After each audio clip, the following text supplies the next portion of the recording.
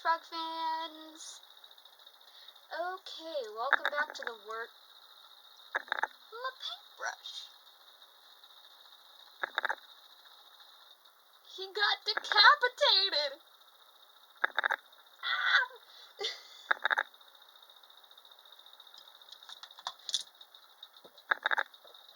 Not again. It's not the first time.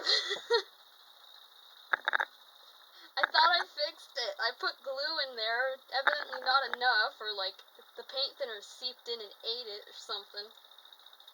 Makes it sound like the paint thinner is like the Blob or something. You know, that horror movie, The Blob, that just breaks loose and devours everything. It's just a blob.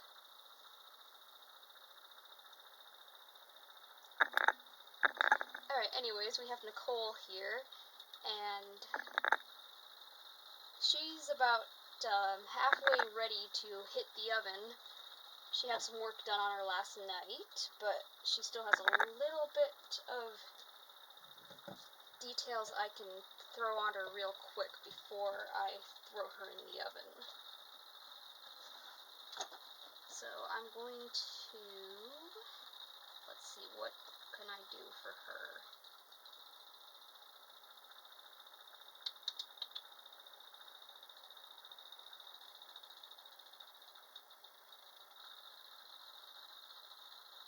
I remember last night I was thinking, don't put Nicole in the oven yet, there's still some stuff you can put on her. Because you want to, like, get as much done for bake as you can.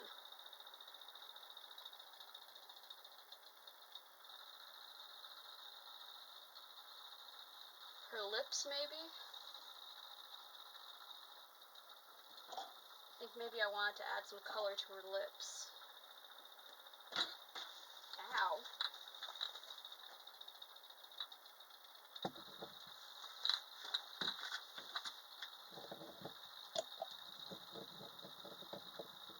I think maybe it was more her limbs I'm thinking of. I can blush her limbs before I throw them in the oven. Because, you know, I'm the blind witch and I like to cook children. I gotta look up whether the witch that cooked Hansel and Gretel, whether in the original fairy tale it was the blind witch or if that's just Once Upon a Time. But Once Upon a Time is almost better than the original fairy tales anyways, so... Come at me!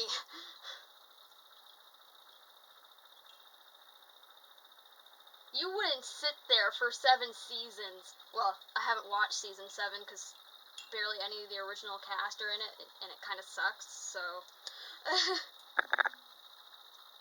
Anyways, you wouldn't sit there in awe for 6 seasons watching original fairy tales, okay? For once, we did.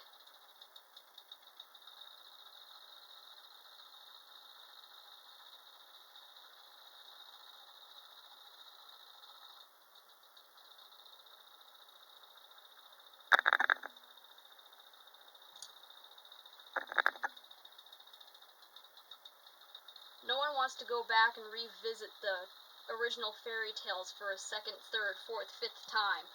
For once, we do. Because it's so gosh darn confusing. You gotta watch it like 5 times to connect all the timelines and understand everything that's going on.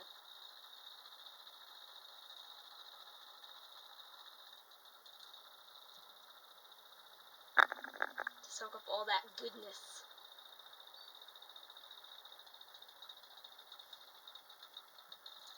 We all heard the original fairy tales once when we were a kid, and that was enough. But yes, there's someone out there going, well, if the original fairy tales didn't exist, then Once Upon a Time wouldn't have had anything to go on. Yeah, I know. They simply took something that already existed and made it better. I'm gonna have people with pitchforks at my door, aren't I? Well, that's okay.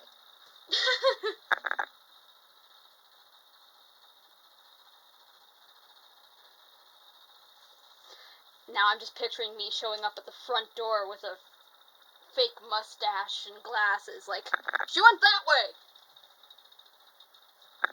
Because in my mind, everything has to play out like a cartoon, because why the hell not?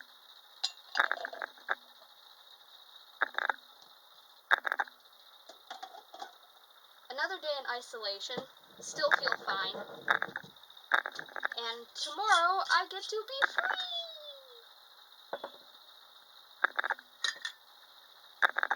I'm free! I'm free!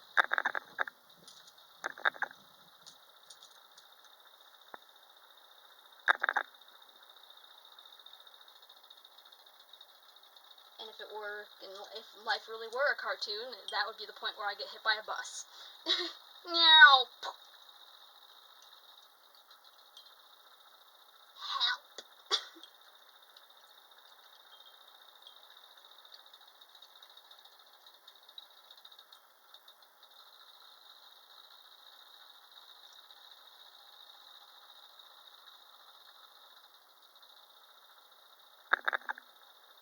And some blushing to her knees. Make them look all rosy and cute.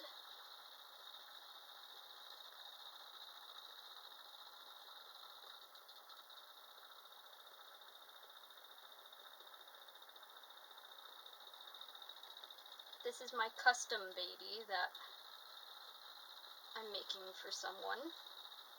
And as far as I know, she's very excited to get her. So I'm making this kit like my priority baby to work on. Because I want to get her done as quickly as possible. But at the same time, not rush on her, because if you rush your work, it's going to end up looking crappy.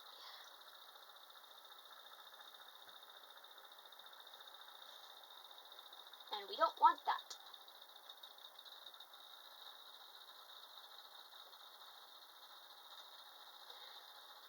So I'm going to change you guys around for a quick second. Sorry about the mess.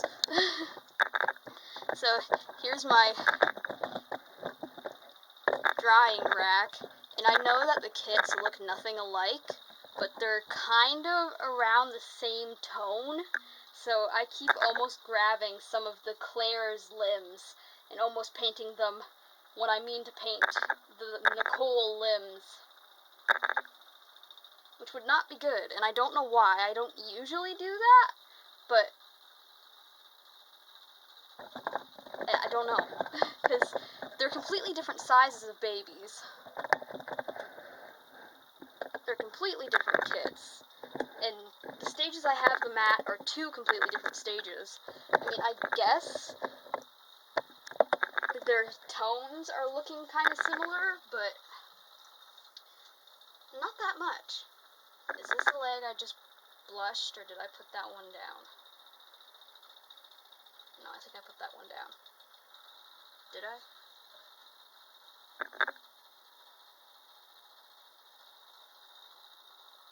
Hold on. Okay, we're back. I had to make sure that I had the right limb, and I had to go get the watersome rabbit. Yeah, I had to go get the watersome rabbit. I had to go get the rabbit some water. She was back there chewing at the fence all, hello? Hello? I don't have water. It's hot.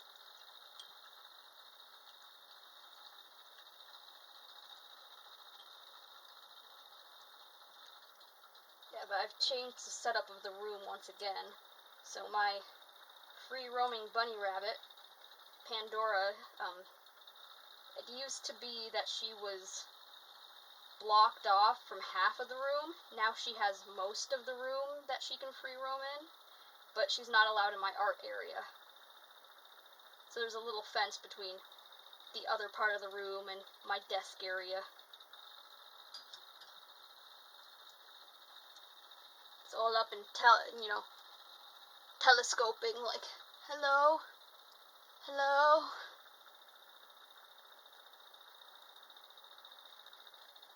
Human? Hey, one with the thumbs. Make with the water here. I mean, it's not like I knew she needed water just from looking at her. Went over and checked her stuff, and I'm like, oh, you want water, don't you? And, went and got her water. Sure enough, she comes right to the bowl and starts drinking. It's not like I can, tell what she's thinking. But they will find ways to tell you what they want. Or at least find a way to tell you that they want something.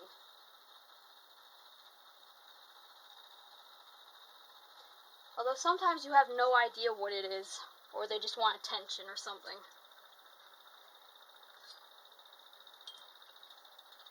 She's like an alarm clock. She wakes me up every morning to give her food. And then most times I'll go back to sleep. And then an hour or two later she'll come wake me up again, like, hello, human. You just gonna sleep all day or what?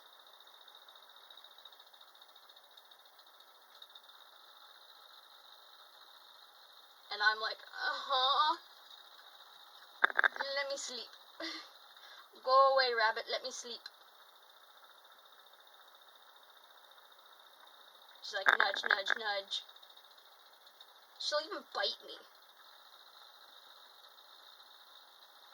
Usually when she's trying to wake me up, she'll wake me up trying to get cuddles. And if I stop petting her, she'll bite my finger. Like, I didn't tell you to stop.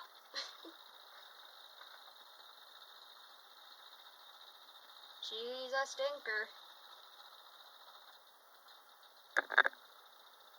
Although, I do gotta say, I'm grateful for her getting me off my lazy butt in the morning.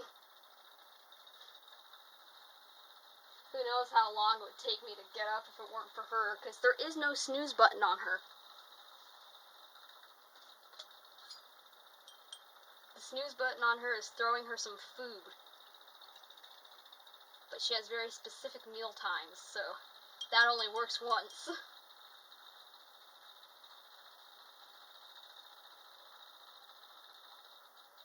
Well, less specific meal times and more like set meal portions that she gets.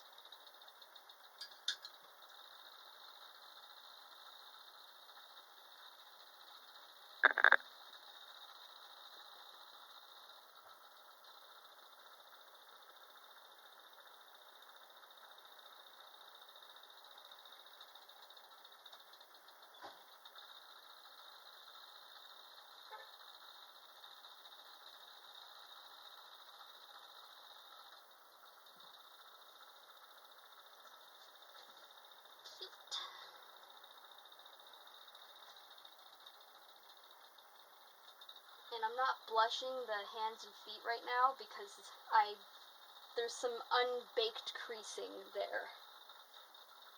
That's just gonna get washed away if I try to blush the hands and feet right now. So I've got to bake it, and then I can continue with the blushing of the hands and feet.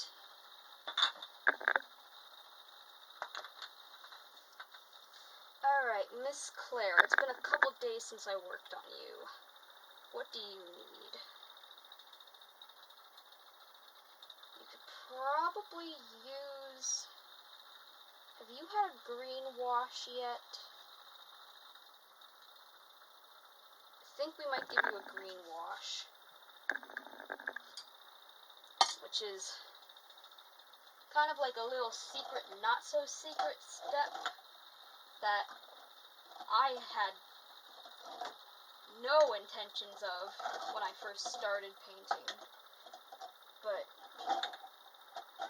a few artists use, and I think it really helps make the Caucasian skin tone when you give them a very light green wash.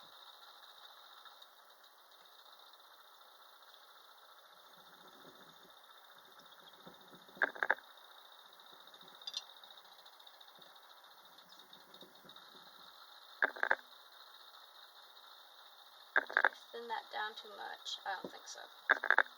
So it's a very, very thin wash.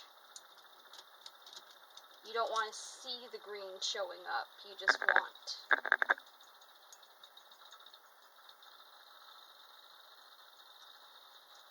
nose is itchy. It's itchy on the inside, but I don't want to stick my fingers up there. Because, no. Use the end of the paintbrush. Ew.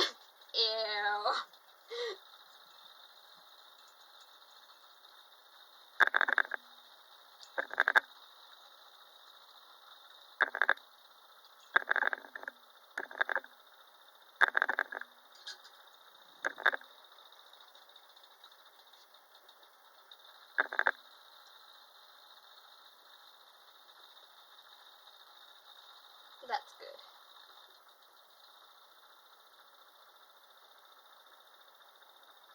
So there's no green color really showing up, but there's just enough color to have a slight effect on her skin tone.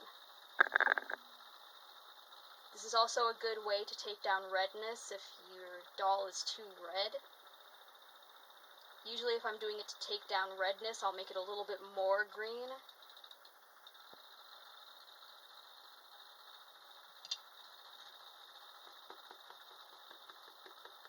I used to only do this if I was trying to take away redness, but now I've started doing it, the past couple of dolls I've done, I've started doing it just as a step, because I can't explain exactly what it's doing, but it definitely makes a change to the skin tone that I like.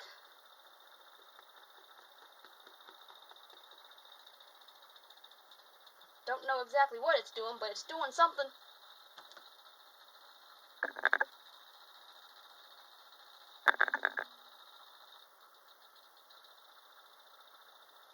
Now my ear is itchy. What the heck? Take my little decapitated friend here. Little nearly headless Nick brush. It was an expensive brush. It came from the individual selection brushes at Michael's. If you know Michael's paintbrushes, you know. You know! It being decapitated is not making me throw out this brush. This brush is gonna be, like, demolished before I throw it out.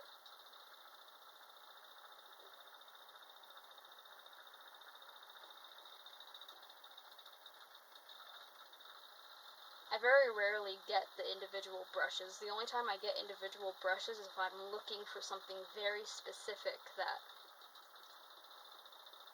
either I can't find in a multi-pack, or like the multi-pack is way too expensive, is like way more expensive than buying the individual brush, and the multi-pack doesn't have any other brushes I think I would use, which is very rare.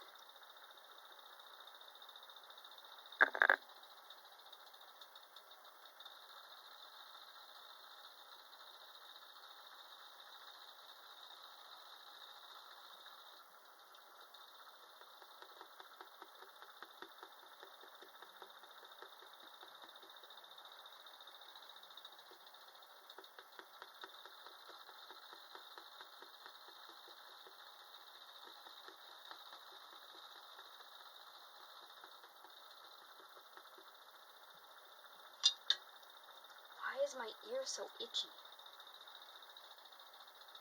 I mean, yours is itchy because I just put a paintbrush down it, but didn't do that to my ear. Maybe putting a paintbrush on my ear would help. I've just got itches in all sorts of orifices.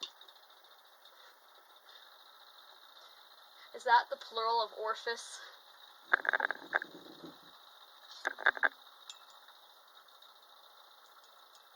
While we're on the topic, what's the plural of platypus? Is it platypuses? Is it just platypus? Platypi?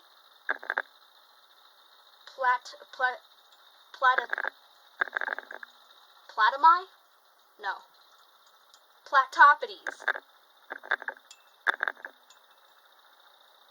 That's the plural of octopus. Octopodes.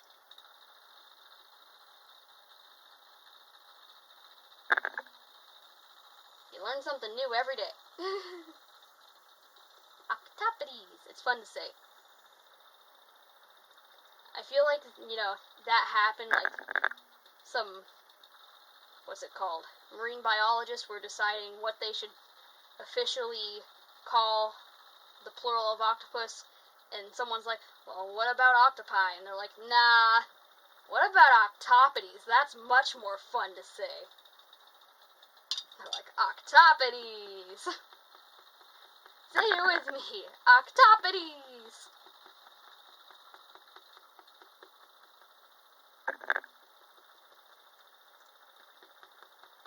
Almost makes me want to get a couple of pet octopus. Just so I can say I have octopodes. Oh, what pets do you have? I have a rabbit, a cat, a frog, a lizard, a snake, and a couple octopodes. A couple what?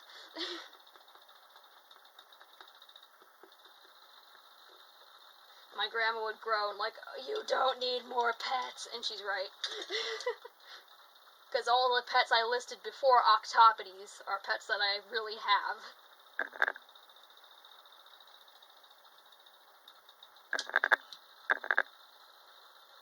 But I refuse to take in more animals than I can realistically take care of, both time-wise and money-wise.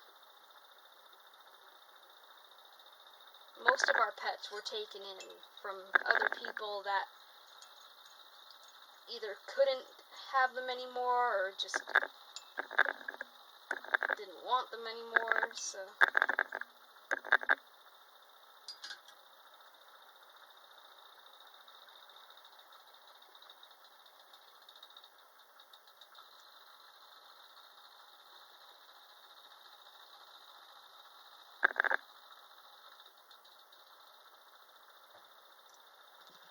Our ball python, her name is Karma, even though I really wanted it to be Noodles.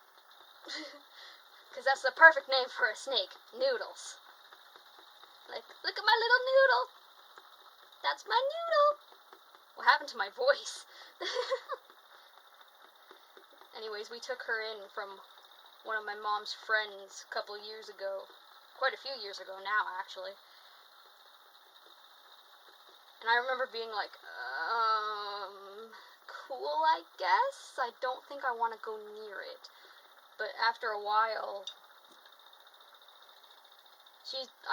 after a while, just, seeing her and seeing my mom holding her and all that, she's just the most gentle thing. I know people are probably rolling their eyes like, yeah, right, but she is. She's just such a gentle thing, and she's not vicious. Anytime she's gone into strike mode or anything, it's out of fear. She's just a timid little thing. And she hasn't bitten twice. She's bitten once and striked twice. The only time she's ever bitten anyone in our house was my mom, and that's because my mom thought, what if I try and hand feed her this mouse? Bad idea. Okay, I'm back. We ran out of time. Anyways, so... yeah, my mom tried to hand feed the snake. You don't do that. You just don't. And the snake went for the mouse and accidentally got her hand. But she didn't, clamp down or try and constrict her hand or anything. She just nipped her and then let go, like, oh, that's not a mouse. Puh. Where are your hands been? You nasty. And the second time, where she almost bit, was my mom's ex-boyfriend, which thank God that's gone. He's being an idiot, and he was holding the snake like this. Ball pythons are called ball pythons because they like to curl up in little balls and just sit there. They feel safe. No! Neck! Anyways, so he's, holding her all suspended and everything, and he's, giving her kisses on the nose. You don't get all up in a snake's face, especially a timid snake like a ball. So eventually the snake said, "That's enough." She went into strike pose, said, "I'm warning you." He did it again, and she striked at him. So the only time she's ever striked or bitten was very badly misguided judgment and stupidity.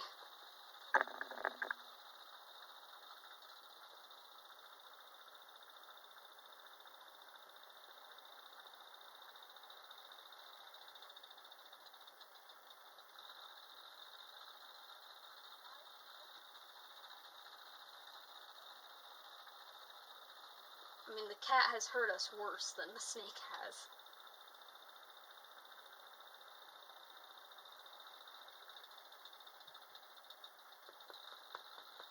I mean, and yes, she probably could potentially, in theory, strangle us, but what's her motivation? Unless the only reason that I could think realistically, and that's one in a million, is if she had somehow gotten into one of our beds, and then we rolled over, she felt threatened, and she wrapped around our necks. That's the only reason I could think that would ever happen. And that's like 1 in a million, even more, of that happening. Because she's only going to constrict something that she feels is a threat to her, or that she feels can be food, and there's no way she can eat us. We're way too big. She probably couldn't even fit our hand. There's no way she could fit our hand.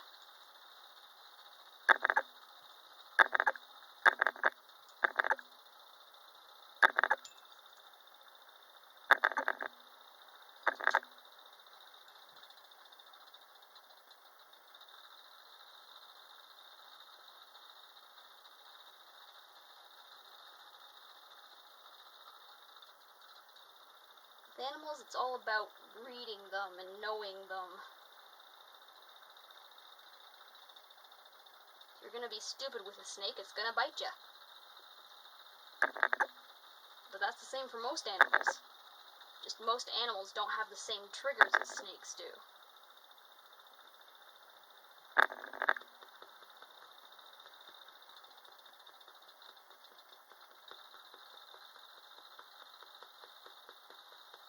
Speaking about our reptiles, I left Mr. Zeus, the bearded dragon, downstairs. Because I took him out while I was cleaning up downstairs, and he ran off into a corner and wiggled up and fell asleep. So I decided to leave him there. I should go check on him soon. I'll probably go and put Nicole in the oven, check on him, make sure he's okay.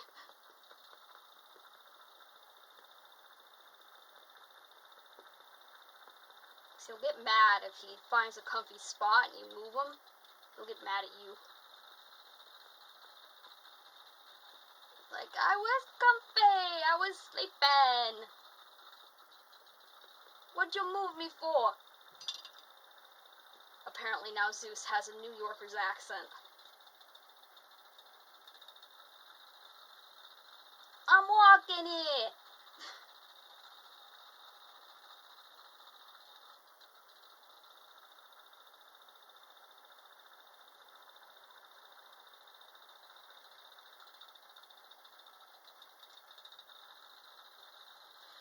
Okay, well, I don't want this video to last forever, so that was just a little bit of painting in the workshop. Thank you so much for watching. Keep living the Frogling's life, and we'll see you on Monday. Have a good weekend. Bye!